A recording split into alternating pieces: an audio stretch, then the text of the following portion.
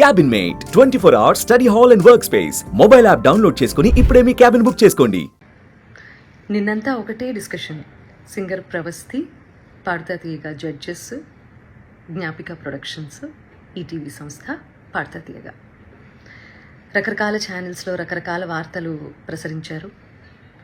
And ఆ అమ్మాయి చాలా యూట్యూబ్ ఛానల్స్కి ఇంటర్వ్యూ ఇచ్చింది, ఎక్స్పోజ్ చేసే ప్రయత్నం చేసింది. బేసిక్గా అంటే ఇవన్నీ ఛానల్స్ వాడిన భాష అండ్ తను ఎక్స్పోజ్ చేద్దాం అనుకున్నాను అని చెప్పింది కాబట్టి ఆ మాట వాడాల్సి వస్తుంది.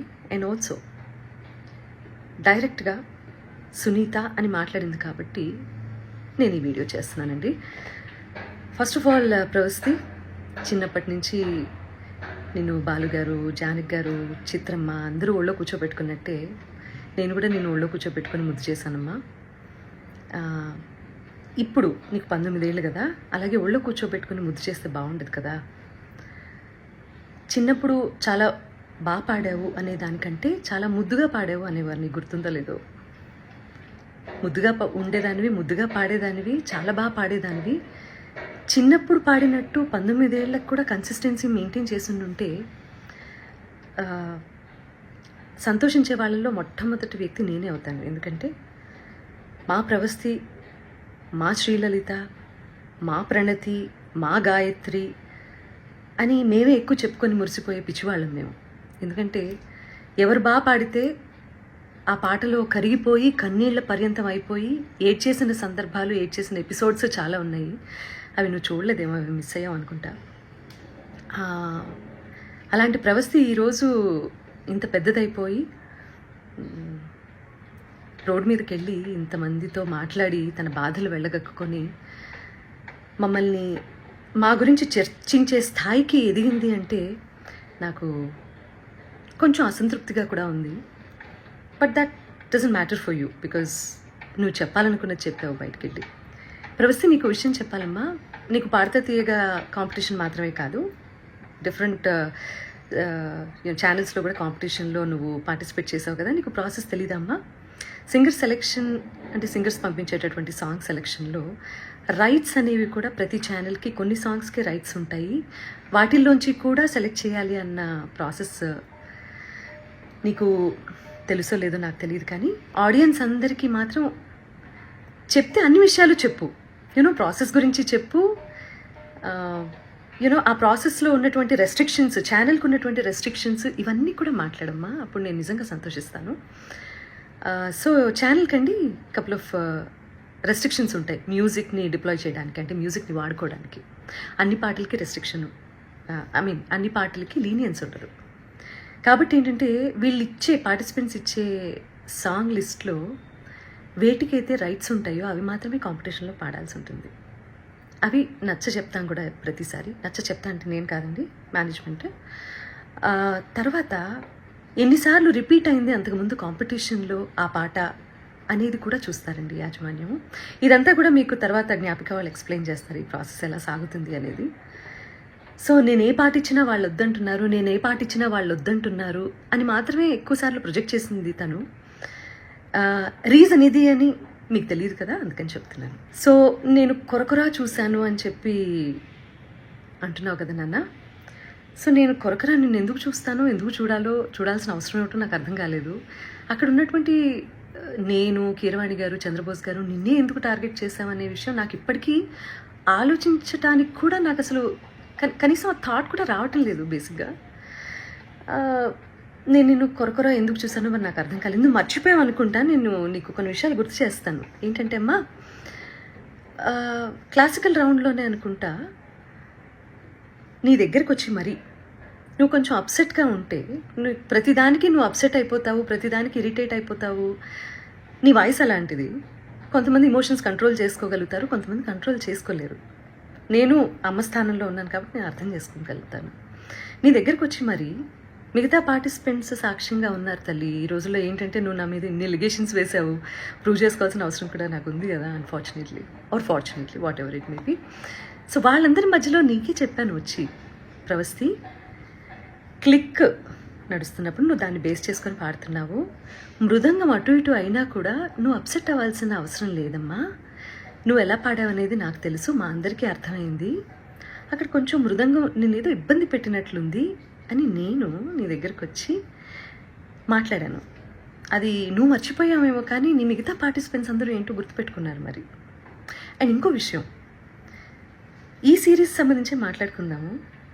నువ్వు గాయత్రి ఫేవరెటిజం, శ్రీలలిత ఇంకోళ్ళు అని రకరకాల పేర్లు తీస్తున్నావు. నాకు అదేంటో అర్థం కావట్లేదు. కానీ వీళ్ళెవ్వరూ మ్యాంగో మ్యూజిక్లో పాడలేదమ్మా, నువ్వు తప్ప. నేను నిన్నే ఎందుకు పిలిచాను వీడియో చేయడానికి? నిహాల్ గారు నీ గురువు గారు అష్టలక్ష్మి స్తోత్రం చేసినప్పుడు నేను వెనకాల కోరస్ బ్యాచ్లో నువ్వు పాడావు, గుర్తుందా నీకు? రికార్డ్ చేసినప్పుడు వీడియో షూట్ చేసే టైంలో నేను ఒక్కదాన్నే షూట్ చేయొచ్చు తల్లి. నువ్వు బాడీ షేమింగ్ అని మాట్లాడుతున్నావు కదా, నేను వేరే ఎవరినో నలుగురిని నా వెనకాల కూర్చోపెట్టుకుని చేయొచ్చమ్మా. నేను పర్టికులర్గా పిలిచాను ఇంటికి. పాప ఒంటరిగా నువ్వు మీ అమ్మగారు వెళ్తారు, అయ్యో లేదు అలా కాదు అని చెప్పి మా వాళ్ళు ఏదో ఏర్పాట్లు చేసి దగ్గరుండి పంపించారు నీకు. ఇవన్నీ మర్చిపోతే ఎలా తల్లి నువ్వు? తప్పు కదా. కీరవాణి గారు పెళ్లి గురించి, అందులో కచేరీ గురించి మాట్లాడారు అని చెప్పి నువ్వు ఒక రెవల్యూషనరీ స్టేట్మెంట్స్ ఏవో పాస్ చేసావు కదా. పెళ్ళిళ్ళలో నేను కూడా పాడతాను, ఓకే? మొన్న రీసెంట్గా ఈరోజు ఇండియాలోనే టాప్ మోస్ట్ మ్యూజిక్ డైరెక్టర్ అయిన అనిరుద్ధ్ కూడా పెళ్ళిలో పాడారమ్మా. ఆయన ఒపీనియన్ ఆయన చెప్పారు. నేను ఇప్పటి వరకు పెళ్లి కచేరీలు ఎందుకు చేయలేదంటే అని వరల్డ్ మ్యూజిక్ డే సందర్భంగా ఒక గొప్ప సంగీత దర్శకుడు ఆయన పాయింట్ ఆఫ్ వ్యూ ఏంటనేది ఆయన ఎక్స్ప్లెయిన్ చేస్తే, నీలో ఉన్న ఇన్ఫీరియారిటీ కాంప్లెక్స్ మూలంగా అది నిన్నే అంటున్నారు అని అనుకొని అది నువ్వు ఓన్ చేసుకోవటం తప్పు కదా తల్లి. అసలు ఎవరన్నా ఫీల్ అవ్వాలి అంటే ఫస్ట్ నేను ఫీల్ అవ్వాలి ఆ ముక్కకి. ప్రవస్తి, నేను మీ అమ్మగారిని నువ్వు అని సంబోధించినందుకు నీకు బాధేసింది, అది అసలు సంస్కారమా అని మాట్లాడావు కదమ్మా. ఎలిమినేషన్ జరిగిన వెంటనే మీ ఇద్దరు పేర్లు అనౌన్స్ చేసిన తర్వాత ఆవిడ స్టేజ్ దగ్గరకు వచ్చి నీ చేతిలో ఉన్న ట్రోఫీ, అసలు ఇది నీ చేతిలో ఉండాల్సిన ట్రోఫీ కాదు, అది ఇచ్చేసేయి అని చాలా ఎమోషనల్ డ్రామా క్రియేట్ చేసి చరణ్ గారి చేతిలో ఉన్నటువంటి మైక్ లాక్కోవడానికి ప్రయత్నం చేసి, ఆ తర్వాత వెనక్కి వస్తూ నేను అక్కడ కూర్చున్నప్పుడు నీ మూలంగానే నువ్వే మోసగత్తెవి ఇలా నా మొహం మీద ఇలా పెట్టి మాట్లాడినప్పుడు అది కరెక్ట్ అనిపించిందమ్మా నీకు? నేను ఇలా నమస్కారం పెట్టి ప్లీజ్ అన్నాను, అంతే కదమ్మా? సో అదంతా చాలా కెమెరాస్లో రికార్డ్ అయింది. ప్రవస్తి చెప్పేవన్నీ తప్పులు అని ఆ రికార్డింగ్ బయట పెట్టే అవకాశం ఛానల్కి లేకపోలేదు. కానీ ఆవేశంలో ఉన్నారు మీ అమ్మగారు, నువ్వు చాలా ఎమోషనల్గా ఉన్నారు, ఒక ఓటమిని అంగీకరించలేకపోతున్నారు. కాబట్టి తర్వాత తిరిగి కూర్చొని మాట్లాడదాము అని చెప్పి నువ్వు మీ అమ్మగారు విసురుగా బయటికి వెళ్ళిపోయారు. చాలా ఎమోషనల్గా ఉన్నారు, చాలా ఆవేశంలో ఉన్నారు. మాకు కనీసం మాట్లాడే అవకాశం కూడా ఇవ్వలేదు. చంద్రబోస్ గారు ముందుగా వెళ్ళిపోయారు, ఆయనకి టైం లేదని. కీరవాణి గారు నేను చూడలేనని వెళ్ళిపోయారు. సునీత గారు నా ఎలిమినేషన్ చూడడం కోసమే కూర్చున్నారు. చాలా తప్పు మాట్లాడావమ్మా, చాలా చాలా తప్పు మాట్లాడావు. ఎవరు ఎలిమినేట్ అయితేనో, ఎవరన్నా ఒకళ్ళు జీవితంలో ఓడిపోతేనో సంతోషించేంత నీచమైన క్యారెక్టర్ నాది కాదు. ఈ మాట నీ మూలంగా ఇవాళ చెప్పుకోవాల్సి వస్తుంది. నేను చాలా బాధలు పడ్డాను, నేను కష్టాలు పడ్డాను జీవితంలో. నాకంటే లోయెస్ట్ పాయింట్ అనుభవించిన వాళ్ళు నా తోటి కళాకారుల్లో ఎవరూ లేరని నేను ఈరోజు చెప్తాను. అలాంటి నేను ఒకళ్ళ ఓటమి, నేను ఒకళ్ళు ఏడుస్తుంటే చూసి సంతోషించే రకాన్ని కాదు. ఏడుపు విలువ నాకు తప్ప ఎవరికి తెలియదని నేను ఫీల్ అవుతూ ఉంటాను. నాకే బాగా తెలుసమ్మా ఏడుపు అంటే ఏంటో, ఓటమంటే ఏంటో, జీవితం అంటే ఏంటో. ఇవన్నీ మీ అందరికంటే ఎక్కువ నాకే తెలుసు, ఓకే? నేను టెక్నీషియన్స్ని చాలా అవమానిస్తాను, చాలా అగౌరవపరుస్తాను అని చెప్పి ఫస్ట్ టైం నేను అలిగేషన్ అన్న మాట వాడుతున్నానమ్మా. సో అది కూడా నువ్వు మాట్లాడటం జరిగింది. ఏ టెక్నీషియన్ని ఒక్క వీడియో బయట తీసుకొని దయచేసి రిలీజ్ చేయను, ఓకే? నేను మనకి స్నాక్స్ ఇస్తారు చూడు, ఆయన్ని కూడా మీరు అనే అంటానమ్మా. అండ్ ఆవేళ నువ్వు ఎలిమినేట్ అవుతావో ఇంకెవరు ఎలిమినేట్ అవుతారో అసలు ఎలిమినేషన్ గురించి కాకుండా షెడ్యూల్ అయిపోతుంది కదా అని చెప్పి అందరికీ సెట్లో ఉన్న వాళ్ళందరికీ భోజనాలు పెట్టించటము, లేకపోతే ఒకరోజు నేను, ఇంకొక రోజు కీరవాణి గారు, ఇంకో రోజు అనిలో, ఇలా చేయటం అనేది అది ఒక టీంలో ఉన్నప్పుడు ఇవన్నీ జరుగుతూ ఉంటాయమ్మా. నువ్వు కూడా నేను పెట్టిన పేస్ట్రీ తిన్నావు, మరి బయటికి వెళ్ళి అదేంటో నేను ఎలిమినేట్ అయిపోయినందుకే సునీత గారు పార్టీ ఇచ్చారు అందరికీ అని మాట్లాడుతున్నావు. I seriously don't understand this. నువ్వు ఒకదాన్ని ఇంకో దానికే ఆపాదించి ఫ్యాబ్రికేట్ చేస్తున్నటువంటి తీరు చూస్తే మాత్రం నాకు చాలా అంటే చాలా ఆశ్చర్యంగా ఉంది. అండ్ ఇది మంచి పద్ధతి కాదు. ఇంకో ఆశ్చర్యకరమైన విషయం ఏంటంటే, ప్రవస్తి మీ అమ్మగారమ్మ, సునీతకి పిల్లలు ఉన్నారు, కీరవాణి గారికి పిల్లలు ఉన్నారు, అనిల్ ప్రవీణ వాళ్ళకి పిల్లలు ఉన్నారు, నాశనం అయిపోతారు అన్న శాపనార్థాలు కూడా పడాల్సిన పరిస్థితి వచ్చింది మాకు. ఫైనల్గా కాంపిటీషన్ అన్నప్పుడు ఓటమి ఉంటుంది, గెలుపు ఉంటుంది. ఫస్ట్ ప్లేస్లో ఒకళ్ళే ఉంటారు, సెకండ్ ప్లేస్ ఉంటుంది, థర్డ్ ప్లేస్ ఉంటుంది. అలా అని చెప్పి ఈరోజు ఎలిమినేషన్లో నేను ఓడిపోయాను, లైఫ్లోనే నేను ఓడిపోయాను, నా జీవితం లేదు అని చాలా ఎక్కువగా ఊహించేసుకొని ఓటమిని హుందాగా తీసుకోలేకపోతే లైఫ్లో ఏవి నేర్చుకోవటానికి బ్రెయిన్ ఆ రకంగా పనిచేయదు. సీనియర్స్ అంటే రెస్పెక్ట్ ఉండాలి. అలాంటి రెస్పెక్ట్తోనే మేము ఇన్నాళ్ళు వాళ్ళు ఒక మాట అన్నా కూడా, మా పాటలు పాడించి తీసేసినా కూడా ఇలా ఛానల్స్కి వచ్చి ఎవరూ ఇంటర్వ్యూలు ఇవ్వలేదు. అది మేము మా గురువుల దగ్గర నుంచి మేము నేర్చుకున్నటువంటి విద్య.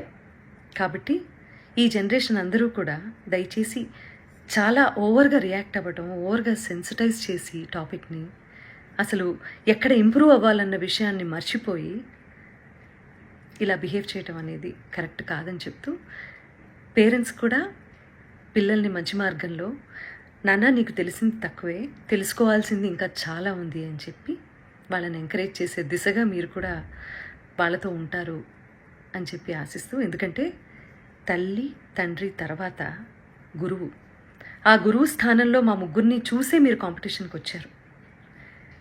గెలిచినప్పుడు వచ్చి కాళ్ళకి దండం పెట్టారు, ఓడిపోయినప్పుడు ఇలా బయటికి వెళ్ళి మా గురించి మీకేది నచ్చితే అది మాట్లాడుతున్నారు.